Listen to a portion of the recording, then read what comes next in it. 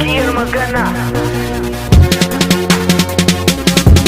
Kai ku dakata ni fa ina da tambaya ne, kaina ya kulle na kasa gane menene ne batun da zanyi yau fa akan ubangiji ne. Wai Allah nan da muke bautawa shine duk ada ne, wai Allah nan ne dai wanda ya ceci Daniel ne, Allah da ya ceci Shadrach Meshach Abednego ne, Allah da ya canza Bulus daga Shawulu ne, shine Allah da ya ba Dauda iko kan Goliya ne, Allah da ya aiko almasihu wannan duniya ne. Wai shi ko ya canza daga yadda yake a da ne? To me yasa wai yanzu baya amsa addu'a ne? To me yasa wai ake ta faman shan wahala ne?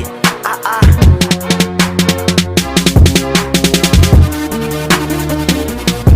gaskiyar magana. Kai na magane laifinmu ne haba mutane, kana kirista wai imanin ka ya gushe ne, tsafi da maita sannan wancan yana da hone, sannan in an barka nan fa wai kai kirista ne.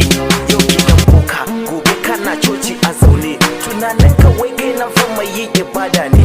Haba mutane wai me muka dau ubangiji ne, kullun zuciyarka ba komai sai kishin mutane, wancan ya samu kai kuma kana bakin ciki ne. Wai ya za ai Allah ya dinga amsa addu'a ne? Yau kana coci gobe gidan shaye-shaye ne, zina da sata mai yin su wai kirista ne, gulma da ƙarya ko wannan ai ruwan dare ne.